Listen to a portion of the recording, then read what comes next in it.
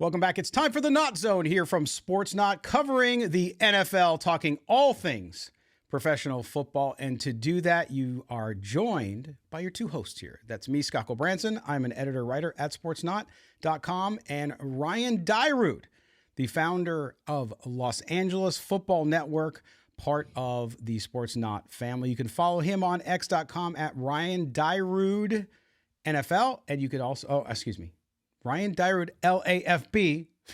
Close enough. Ryan. And you can follow me as well at LV Gully. And of course, follow Sports Not on Twitter at Sports Not and on X. See, I still call it Twitter, Ryan. I can't figure this out anymore. It's like I do too. 7 years of calling it the same thing, and now you're trying to break the habit. It's like the year changing, and it's like, oh, it's 2020. No, it's 2024 now, or whatever it is. So stick with me on that one. Hey, it's only been what, a few months, and people still call the Chargers the San Diego Chargers. It's been 7 years, so we got time to get it right. Yes, that 7 years has gone by quickly. And speaking of, we got a lot to talk about today. We're gonna start with the Chargers and the news we had yesterday. Of course, on Tuesday, Justin Herbert out for the season. Is going to have surgery on his finger. We'll also get into the crazy ending to the Miami-Tennessee game on Monday Night Football. Just nuts. Also, Patrick Mahomes' meltdown. Patrick Mahomes, who gets every call, in my view, that the NFL can possibly give him. He's the favored citizen of the NFL. Was complaining, he's now apologized, but still, about his player lining up offside so clearly that he might have been in Nebraska. That's how far he was off the line. They're in Missouri. Anyway, there you go. We'll also talk about struggling teams. That's one of the headlines today, too, which is the Eagles, Lions, Chiefs, Jaguars, a couple others really struggling at a time you don't want to be, at a time when you want to have momentum going into the playoffs. So those are the subjects we're going to get to today. Also, do us a favor, subscribe to the channel on YouTube. So if you're on the Sports Not channel, do so you can catch the show whenever we are live or whenever we premiere the show. And also take part in the chat. We want to hear. If we're full of crap and you think Ryan's wrong or you think I'm wrong, it'll probably be me most of the time. But when I'm wrong, tell us. Tell us what you think. So leave your comments down below and make sure you hit the notifications bell so you know when we have a new video. All right, Ryan, we're going to drive right into your neck of the woods down in Los Angeles. The Chargers already having a tough season at 5-8, looking from the outside in on the playoffs. Brandon Staley barely holding on. Looks like he might not return. We'll see. Now they get the news that Justin Herbert has hurt his finger again and is going in for surgery. He's done for the season. Does this help Brandon Staley? Does it hurt him? Does it not matter? I don't think it matters unless there's some crazy something going on in behind the scenes with the Spanoses, which, you never know. I can't see a world where he is back, especially now that they lost to Denver, and not only lost to Denver, basically officially, not mathematically, but basically ending their season, but they lost in embarrassing fashion. If you watch that game, I know there was another fun, riveting game at that same time, your Raiders and Vikings playing to the tune of 3-0. So I'm sure you were glued to the TV screen on that, but the Chargers were just, the offense was so inept. It was horrible play calling by Kellen Moore. It was bad fourth down, attempts. They were like 0 for 3 on fourth down before finally getting one late. The defense, I thought, played decent, but obviously gave up yards and points when they mattered most towards the end of the game. It was just an embarrassing game for them. So at home in SoFi to another large orange crowd of Bronco fans, which is nothing new, even dating back to their days in San Diego. But yeah, it's insult to injury is what it is, Scott. I don't think it does anything to change what will happen at the end of the season, which is Brandon Staley being done as the head coach. And what I think is that Tom Telesco should be done as GM. They kind of need to strip this thing down to the studs and redo everything. Basically, you get your core pieces of Herbert, Rashawn Slater, and maybe one or two defensive guys, and you just totally rebuild this thing from the ground up. But losing Herbert's more just insult to injury. They'll have Easton Stick the rest of the way. We saw Easton Stick in that second half. Actually, there was a little spark on offense. A 50-plus yard pass to Quentin Johnston, which we haven't seen all year. Fans have been screaming for it. I read a piece on Justin Herbert. I don't know if we want to get into that and go down that rabbit hole, but it was interesting that Stick was the one that finally made that connection, not Herbert through 12 games.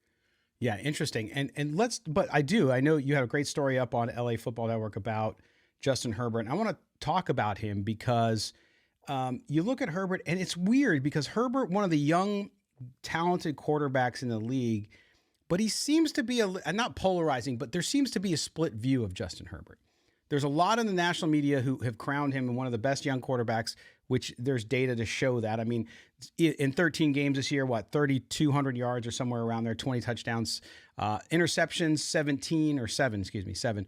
So you look at what he's been able to do, and of course, the Chargers have chargered for a long time, where they have a lot of talent, are unable to do it, to your point about Tom Telesco. And is it time for a change there from an organizational standpoint? Because whatever they're doing hasn't worked well enough for them to see success. But when you get to Herbert, has his development, when he came into the league, of course, he comes in on fire that first season, does so well, and continues to do well, but it's not what some people expect. When you look at where he's at, where he started, the coaching changes he's had, where is Justin Herbert right now in his career? Are they realizing the investment they put into him?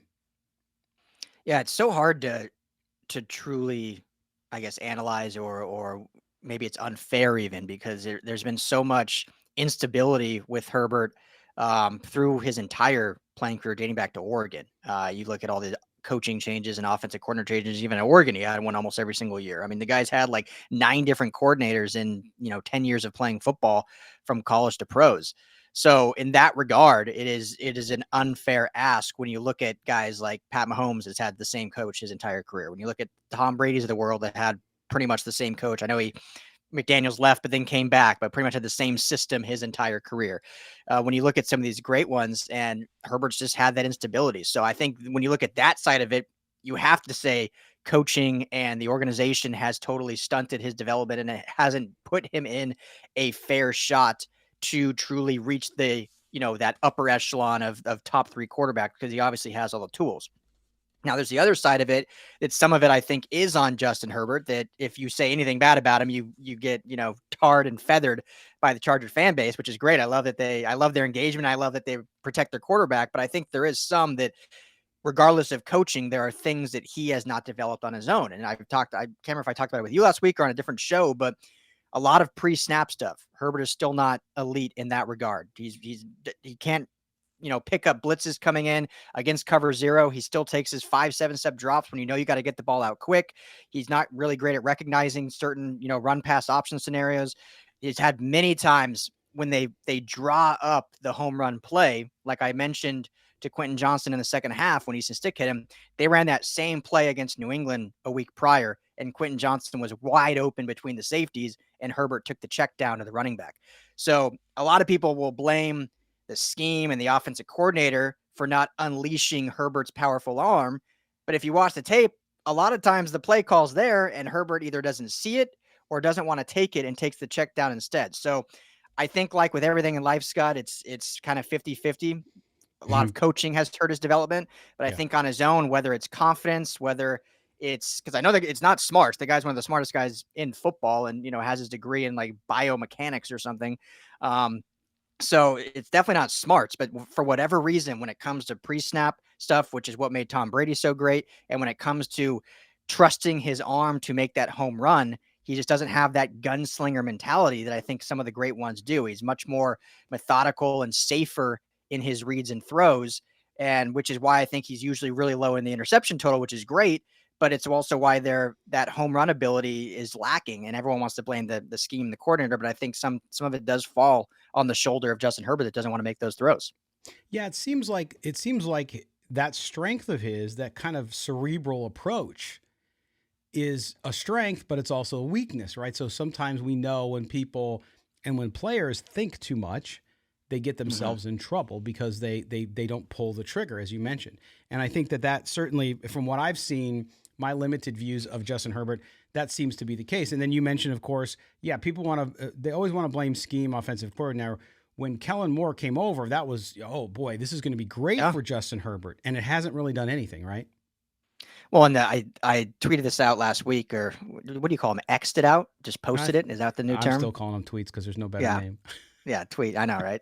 It was such a weird and funny name when Twitter first came out, and now it's just like, it feels weird not to say it.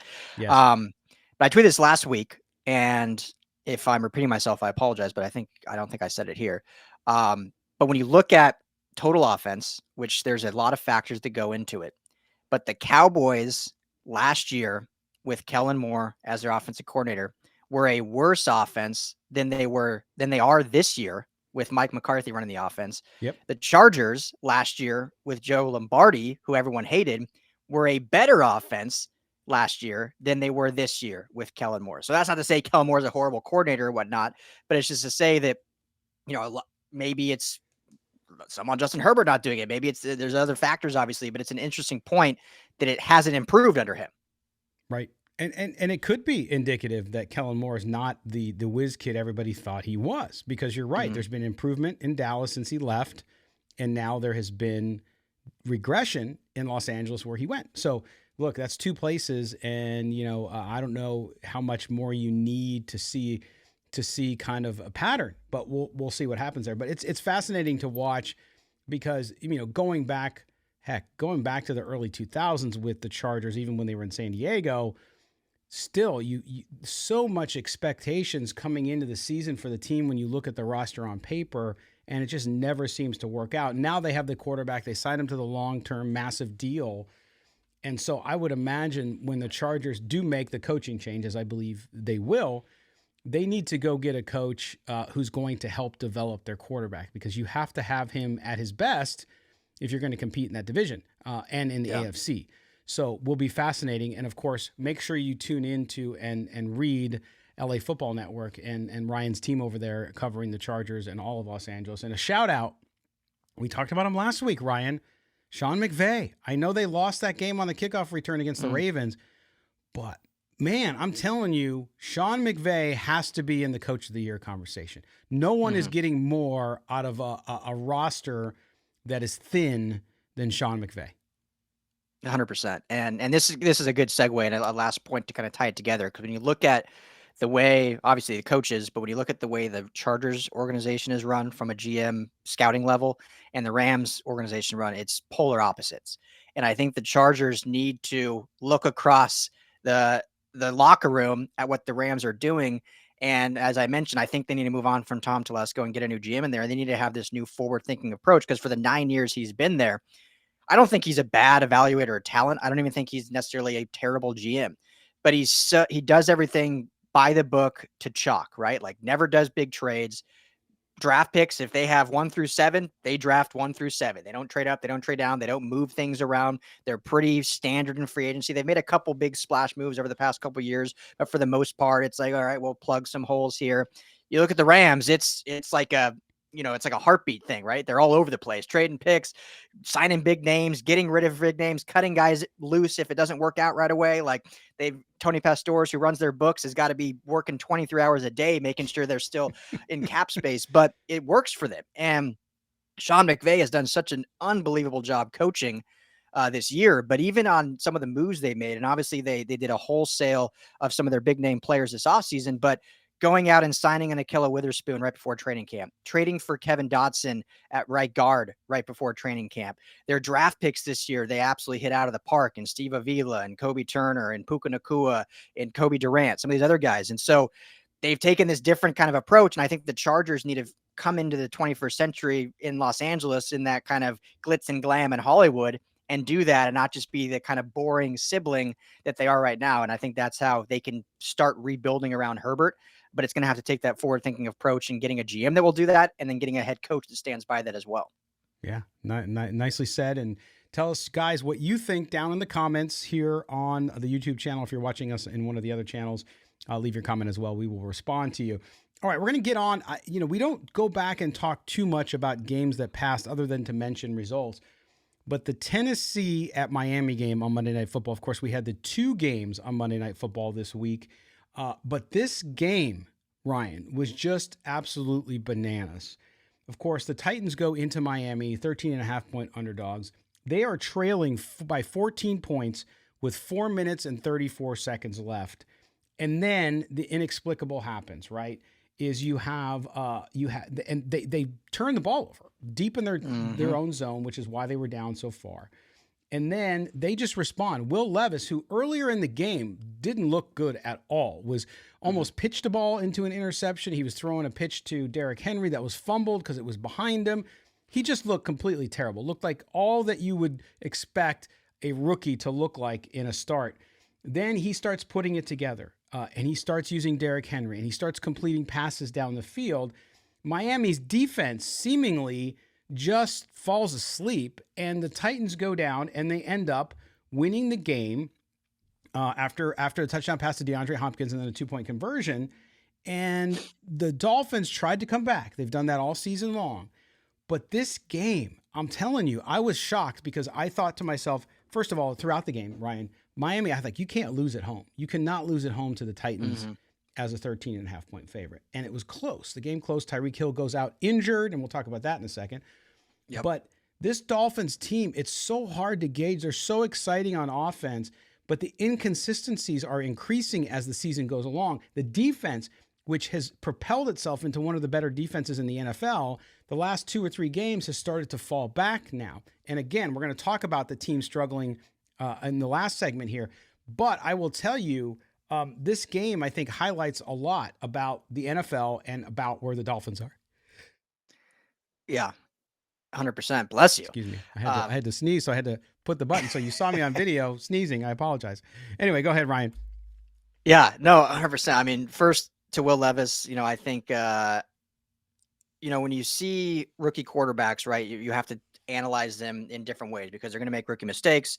He's obviously I don't want to say a full-on project, but a second-round pick that was going to take some developing, but there's that it factor that you got to have. And I think throughout, since he's come in and taken over the starting role, he seems to have that. Now we'll see if he progresses, better with his progressions and, cannot make some of the dumb mistakes that he makes here and there, which obviously rookies are going to do. So we'll see how it progresses. I'm not sitting here proclaiming this guy as a franchise QB yet, but he definitely has that it juice that you look for in young quarterbacks. And I think Tennessee's fans got to be really excited about that.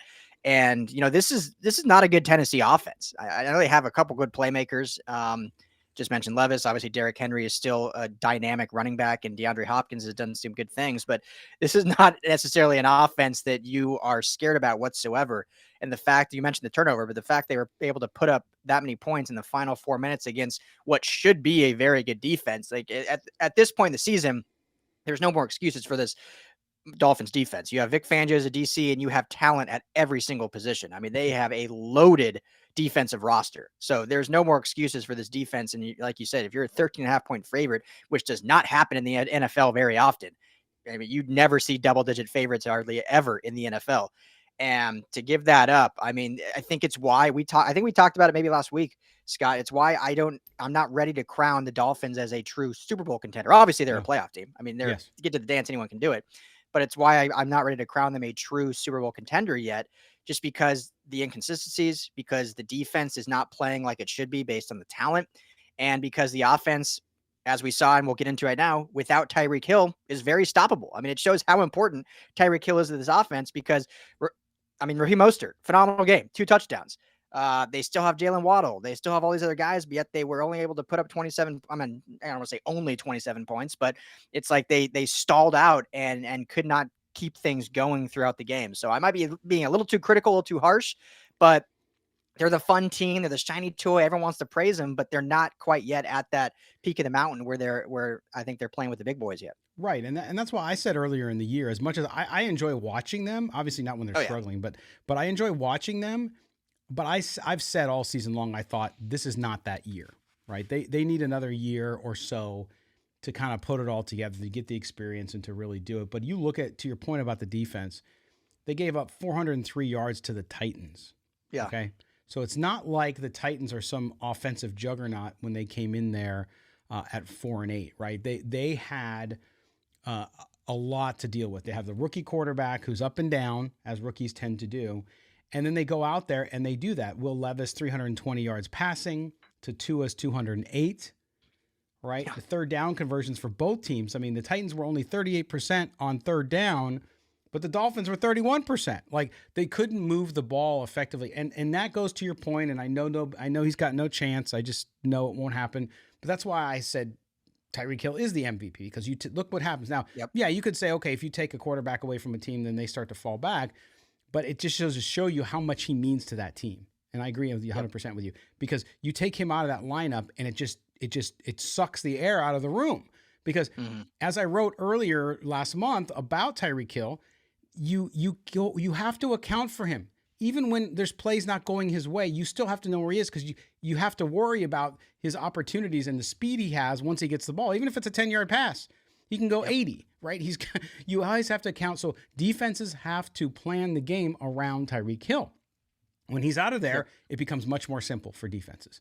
So I agree with you on that one. And the way this game ended too, people always talk about, well, underdogs in the NFL, especially on the road. It just goes to show you too that a team playing for a coach, Mike Vrabel, who I think is a good coach, he's got a tough roster there. Not that he's perfect, and he made mistakes in this game too. But overall, I think it just shows you that even with the teams that are considered at the top in the playoff race, top 4 or 5 in the conferences, the any given Sunday thing, man, still applies. And we saw it, even though it was on Monday night, with this Titans and Miami Dolphins game.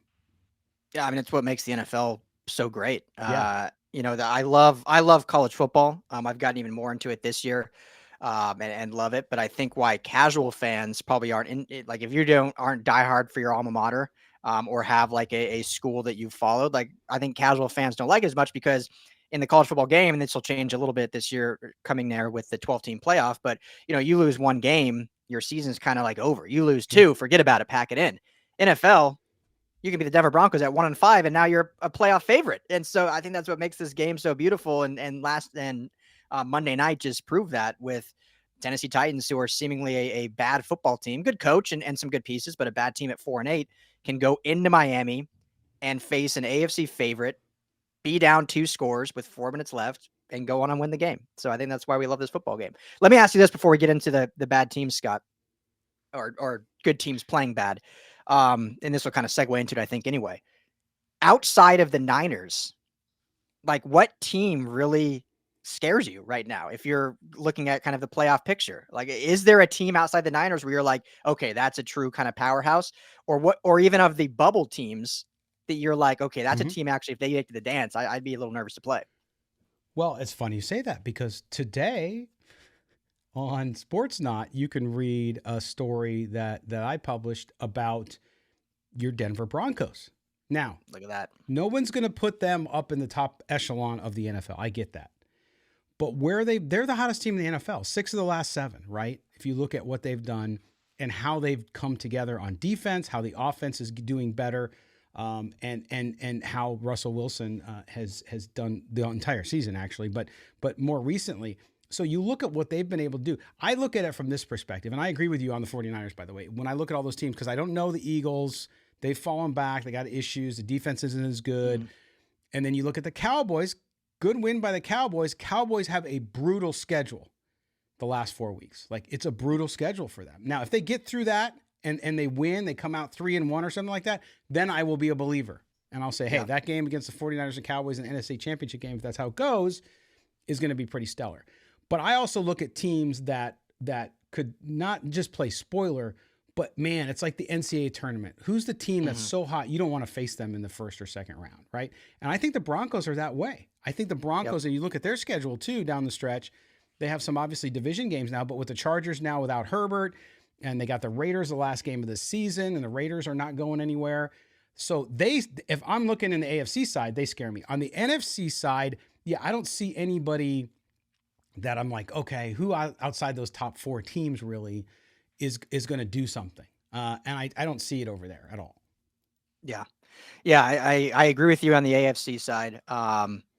And it's remarkable seeing this turnaround that the Broncos have done. And as you mentioned, like, they're the hot team right now. And I know the Chargers are a bad football team, but when you just look at how they dominated that game from start to finish, I mean, it was a clinic what they were able to do defensively.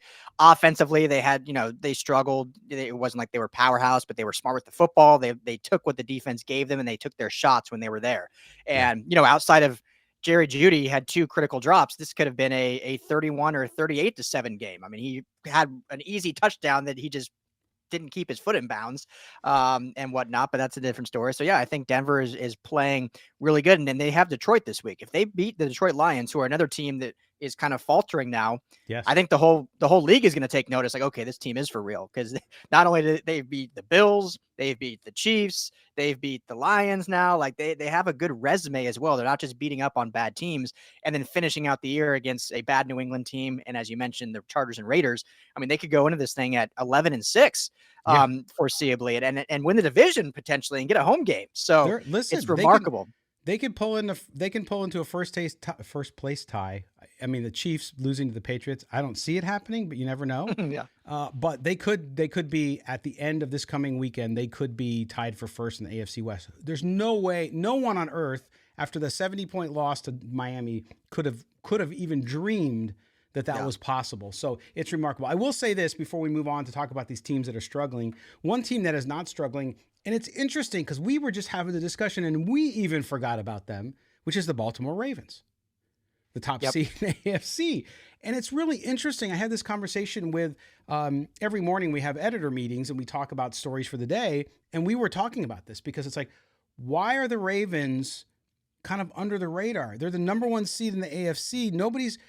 I say nobody's talking about them. I mean, in the scope of like best teams in the NFL, they don't come up. It's always, even though the AFC is a tougher conference right now, the NFC teams, because of the San Francisco's dominance, because of the Eagles and the Cowboys and the East Coast media, that all comes up first. But then there's the Ravens at 10-3. And not only the Ravens, but Lamar Jackson, for all the criticisms that he gets, right? He can't throw, he can't complete passes. That's why he has to run. He's dialed it back this year. He has Zay Flowers, the rookie, the sensation at wide receiver. He's got Odell Beckham Jr., who's doing what he needs to do. He's not the same player, but he's still a good receiver. They are just quietly kind of going about their business without a lot of attention. And so it'll be, now, of course, everybody knows the story with the Ravens. Great in the regular season, get in the playoffs, and they screw the pooch, so to speak. So when that happens, I think that's why people are a little leery of kind of talking about the Ravens, because like, well, they're great in the regular season, then they get in the playoffs and they blow it. Yeah. Yeah, exactly. And I think it's something to do too with the longevity at running back. Like I know they've got some Gus Edwards and they've got some other pieces, but they don't have that like star, which I don't think you need, but I think that goes into it. But I mean, they're the same Ravens teams they always are. Great defense. Lamar's playing great. I mean, that Rams-Ravens game was a fantastic football game for anyone that watched. Blast. It was a muddy, rainy game, and it still ended up being 37-31 or whatever. So, I mean, and the other team, and I don't want to change the subject here and get into anything else, but in the NFC, you mentioned like the one team I would actually, and I don't want to sound like a homer, but the one team I would be worried about if I was the other NFC teams is this Rams team. If this Rams team gets in, and, they're big fans of Tommy DeVito right now, who beat the Packers on Monday night to give the Rams back into the playoff contention. But they're playing well. I know they lost to the Ravens, but hard-fought game in Baltimore. Like I said, muddy. They're a different type of team now. They've always been kind of the finesse, glitz, and glam. They're much more smash mouth, beat you in the trenches. So I think they're a good team. But the Ravens, I think at this point, have to be the favorite in the AFC. And they probably want it that way where they're not getting talked about, because that's how it always is. They're kind of the forgotten team, and I think they play into that well. Yeah, they do. Absolutely. All right, well, let's switch gears now as we go on to the tail end of the show here, which is about some of these good teams that we've mentioned in conversation throughout the show that are really struggling. And I want to start first with those Detroit Lions. We talked about them coming up playing the Broncos on Sunday in a big, big game for both teams. You look at the Lions, and a couple things stick out to me. They have on defense, they've gotten injured. They have having health issues on defense. They've given up a ton of yards. Not only that, Matthew Stafford and that Lions offense has committed 10 turnovers. 10. Jared Goff. Jared Goff, excuse me. In, what did I call him? Matthew Stafford. Oh, yeah, Matthew Stafford. He was there for so long. He's on the Rams. I get it. Thank you. So we look at what he's done with Jared Goff, 10 turnovers in 2 games with the Lions there. So they can't move the ball on offense. They're very sloppy. He also looked Goff, who is, I think, one of the only more stationary pocket passers left in the NFL, has looked like that the last few games. Earlier in the season, he seemed to be moving out a little bit, creating more with his legs. That seems to have come back. Maybe it's the season and the long, kind of drawn out, hey, I'm just tired and my legs aren't what they were in September.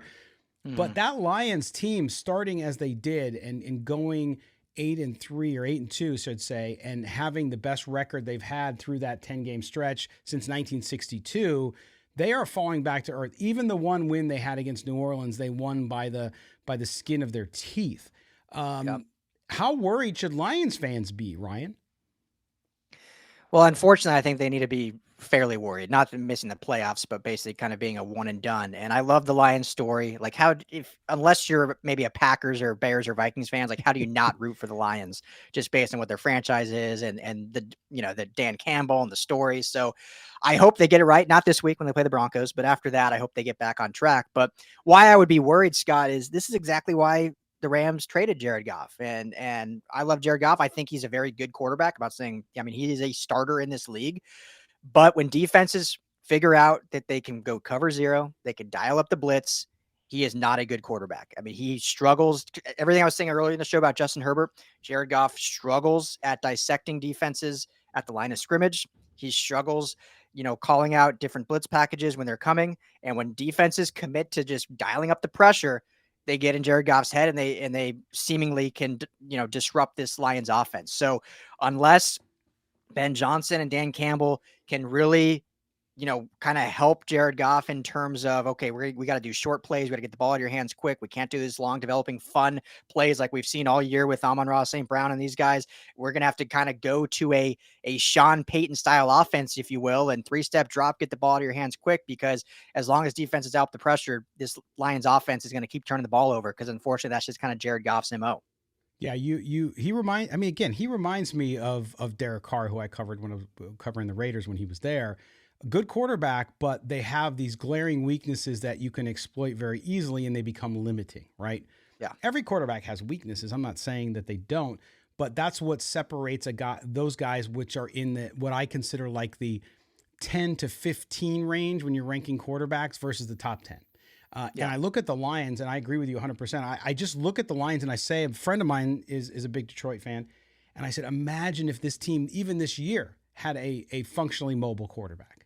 Mm-hmm. So they drafted Hendon Hooker, and he's recovering still from the knee injury out of Tennessee this past draft, who I think is going to be a pretty good player, and we'll see how it goes. But that's their future, because that offense with the speed and what they have there and the running game, if they had a quarterback who could move around a lot more and create on the fly, I think this team would maybe be in a different situation. But I agree with you. And I in the defense, it's as tough as it's been, and some of the talent they have there, they suddenly are hurt and slow. If you watch the past two games, they've been incredibly slow against top NFL flight teams. So to me, they're going to struggle. And you're right, they'll make the playoffs. But this idea that this Cinderella team might go and be the number one seed and all that kind of stuff. I mean, I think if they lose to the Broncos on Sunday, they'll go from the 3rd seed to the 6th seed or something like that. So it goes to show you how big of a game this Broncos-Lions game, because the Broncos want to continue to stay on the heels of the Chiefs, who we're going to talk about next, who are struggling. Yeah. And so this game's big on Sunday, man. It's going to be huge. And guess what, Scott? Vance Joseph is going to dial up the pressure against Jared Goff. So we'll see a lot of blitzes and a lot of, safety blitzes and corner blitzes and different fun schematic stuff that they're going to try to get after it. So it should be a really, really fun game, though. I'm looking forward to it. Absolutely. Let's move to Kansas City now. The Chiefs, of course, have ruled the roost a little bit in the NFL, especially offensively.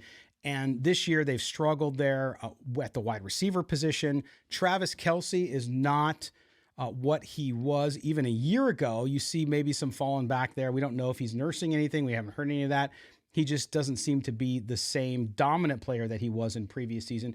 Patrick Mahomes is increasingly frustrated, as evident of his absolutely just crybaby reaction to the call where they had the game-winning touchdown call back because the wide receiver was offsides, and not even just barely offsides where it was a ticky-tack call, but so offsides, like I said earlier, he could have been in Nebraska.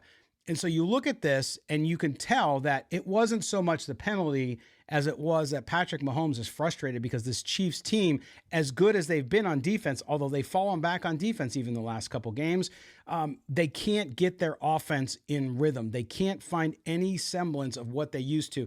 They miss Pacheco in the game. He's been the only thing kind of, I think, driving them into new territory, but they continue to struggle. And the Chiefs, a lot of people thought the Chiefs were going to take the Patriots mantle and be this big dominant force in the NFL for years to come. And they still will be always relevant because Patrick Mahomes, no matter what kind of year he's having this year, is that guy. But Ryan, this Chiefs team, boy, it just doesn't seem to ever play a complete 4 quarters of football. Yeah, I mean, they're definitely at this point, they're not one of the top teams in the NFL right now. They're still going to make the playoffs. They're still going to fight for that division title, which they've owned for almost a decade. It feels like. But yeah, I mean, even Mahomes obviously has not been getting help from his receivers and whatnot. But even he hasn't played like the Mahomes we've seen. We talked about, I think, last week that he struggled with certain things and whatnot. So yeah, I mean, they've become the face of the NFL. Mahomes is the new Brady. So Brady used to get away with stuff all the time, used to get every call out there and whatnot. And Mahomes has taken that mantle. So, when he doesn't get a call go his way, I think the rest of the league in terms of fans love to see it. But yeah, I mean, in terms of the call, I don't know. I get being upset at it. Like, that's fine. But to call it it didn't affect the play. Why are you calling it? Like, to me, that was not only crybaby, that was just like ill-informed. I mean, 4 weeks ago, the Bills had 12 men on the field for the Broncos field goal. They gave the Broncos another try. That didn't affect the play. Yeah. So we're just not going to call it now because it doesn't affect the play. Like, Right. I don't get it. It made no sense to me. The guy was so offsides and was offsides most of the game. And I like to show this off. I played receiver in high school, Scott. Not very well, but I played. And you have to check with the ref all the time. And it's not just because I've seen this video going around where Tony goes hand? as he's going. He wasn't even set yet. He looks at the ref, looks back, and he's still getting set. You have to check with the ref. He gives you a signal. He pats his leg if you need to go off ball or go on ball. And the other part of it is when you're on the line of scrimmage, that doesn't mean you're on the football. You're still like a foot behind because the center's holding the ball and everyone else is a foot off. And then if you're off the line of scrimmage, you're a solid 2 yards off. So he was dramatically offside. It wasn't tic-tac at all.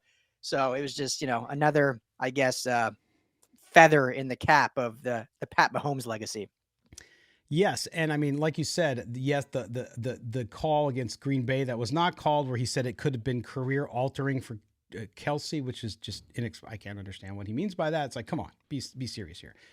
Second was the hit that he took out of bounds, which was called unsportsmanlike conduct, a shoulder-to-shoulder bounce in bounds, and he's got the cojones to complain about a call against them where it's egregious. Now, listen, if the receiver is an inch off the line a little bit, I'm not going to call it. But it was so egregious that the referee's probably sitting there saying, "Oh my gosh, if I don't call this, I could get fired because he's so offside." That it's any to the naked eye, everybody could see it. And the Chiefs, remember earlier in the season, getting away with their offensive linemen, as you said, being off the line. The Chiefs have been pushing the envelope for a long time. Oh, yeah. Not only that, but they've been getting calls. The NFL, not fixed, not scripted. I'm not into that whole conspiracy theory, but I will say there are marquee players who get calls. The Chiefs have been one of those teams. I've seen it. You've all seen it. They get away with a lot of stuff. So Patrick Mahomes, it's like, dude, they won a Super Bowl because of it, right? Yes, they won a Super Bowl because of that holding call, which I'm not even going back that far. Like, it was probably a holding call, but to what Pat Mahomes was saying, I mean, that ball was so far out of bounds, it didn't matter if he got a ghost hold or not. It didn't affect the play. So, like, and even the AFC Championship last year against the Bengals, they had calls too. Some pretty crazy calls. So that's ridiculous. But the Chiefs, I think it boils down to they just can't get the offense moving. And yes, people they on the surface they blame the wide receiving core, and yes, the drops, all that stuff, no question. That's a player personnel issue. Andy Reid and the general manager of the Chiefs, they did not build the roster, right? They just figured they'd go and they'd get it done. They have Travis Kelce, who's like a whiteout anyway, just a huge one. And guess what happens? When you only have one guy, it's going to be harder to do that. At the same time, that offensive line is not performed as well as it has in the past either. And so Patrick Mahomes is getting more pressure, and under that pressure, he's been unable to deliver like he usually does. So it's a multitude of things, but the Chiefs in trouble, and boy, they feel the breath on their back from the Broncos. And so that's going to be an interesting race towards the end of the season. The last thing we'll talk about is obviously the one who lost the big game, this past week, which was the Dallas Cowboys and the Philadelphia Eagles. The Eagles lose. The Eagles continue to struggle. Jalen Hurts did not have a good game. They could not get their offense rolling again. The defense giving up the yards to Dallas. Now, Dallas has been on fire recently. Give them credit for credit is due. But something just seems off with this Eagles team. It's like I can't figure out one thing. I can point to a bunch of different things, Ryan, but it's not. They're still one of the best teams in the NFL. Don't get me wrong, but they are not the same team, or not even close in my view. Because if you look at how dominating they were last year, it's not even close.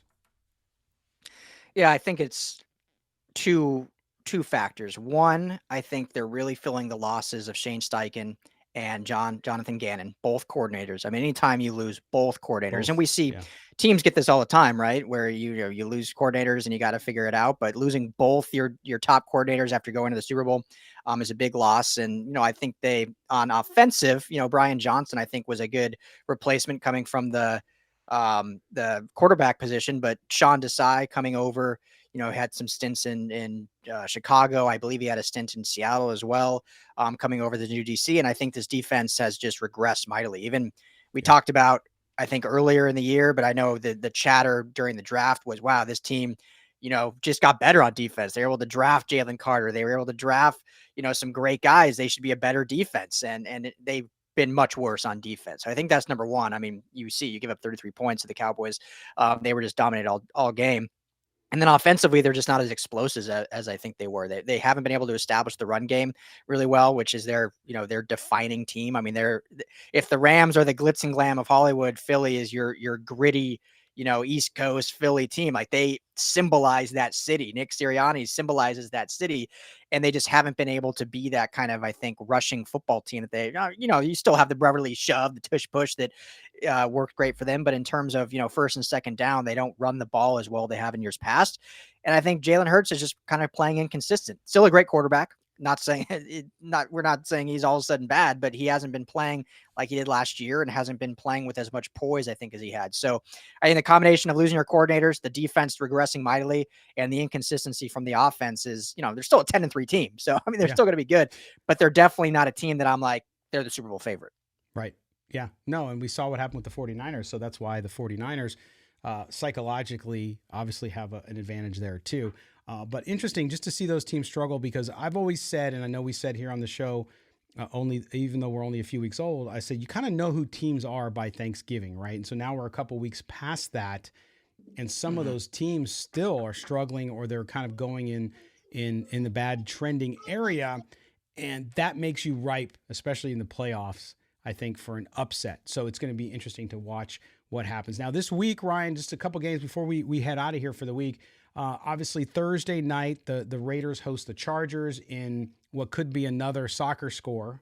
Aiden O'Connell versus Easton Stick. That'll be a fun one. It could be a 6-3 game there. Also on Saturday, of course, we talked about the Broncos and Lions because there are Saturday games this week without the college football. Couple games interesting to me because these are teams that are teetering on staying in the playoff race and being knocked out. First is the Vikings against the Bengals. Of course, the Vikings beat the Raiders in that thrilling 3-0 game, but they go to Cincinnati. That's a big game there. Can the Bengals continue with Jake Browning on this little run they've done? He's played so well as the backup to Joe Burrow out for the season. And then the Steelers at the Colts. The Colts, of course, went on and they lost this past week to the Bengals. And the Steelers are reeling, and they're going to Indy to play that team. So it's either going to be a get-well game for the Steelers, or the Colts put themselves back in the playoff. Another, with Shane Steichen, another Coach of the Year candidate there, with what he's done with that roster without their quarterback, their rookie quarterback. So to me, those Saturday games, and there's some good games on Sunday too, but I think those games, particularly the Saturday slate, to me is the most exciting. And then you throw in, of course, Sunday late, the Cowboys and the Bills. Yeah, should be. I mean, the AFC is crazy, man. It's not, I mean, we could, as it sits right now, there could literally be a complete shuffle at every single seed almost. And three of the teams that are in could all be out even just after next week. So it's going to be so much fun, and can't wait to watch it as always. Yeah. And that's what the NFL wants. The NFL wants this because every fan in every city, with except for maybe Carolina and maybe Washington, Who else? Yeah, those two teams really, and the Cardinals, of course. Those are the only two teams and the Patriots. Okay, I forgot one. Those are the only teams that are really not in any position to make the playoffs. The rest of those teams, even those teams that are 5-8, like the Bears, who've come along all of a sudden, are there as well. And the Titans and Texans, the Titans now off this big win, they go to play Texans. We don't know if C.J. Stroud will be back. Probably not. The Texans are struggling. They've lost both wide receivers and their tight end. So are they going to go south now? Just a lot of great storylines for this week. And I just want to make sure you guys pay attention to that. And you can always come up to sportsnaut.com and check out the NFL action on Sundays. We're constantly on top of all of it. And of course, we have videos too, where we do our top storylines of the week and the rankings and the power rankings, all that stuff. So make sure you tune into that. Also, if you're on the West Coast or you're a fan of the Rams and the Chargers or USC, UCLA, you name it, make sure you check out LA Football Network, where Ryan and the team do a great job. But man, we're getting down to crunch time now. These next few weeks are going to separate. Oh, I mentioned that Ravens and Jaguars game too is a big one on Sunday. The Sunday night game is going to be a big one too, especially for the Jaguars, who need to turn things around. So it's going to be fun, and we're going to be here for all of it. Make sure you subscribe to the YouTube channel below, and also leave your comments there. Let us know what you think, and make sure you check out all the NFL action on sportsnaut.com. Ryan, man, always fun. Have a great week, my friend, and we will be back here next week to do the same thing all over again. Always a blast, Scott. Appreciate you. Talk soon. All right. For everybody here at sportsnaut.com, for Ryan Dyrud, I'm Scott Gulbransen. This has been the NautZone, covering the NFL with views and news for you. We appreciate you guys, and we'll see you next week.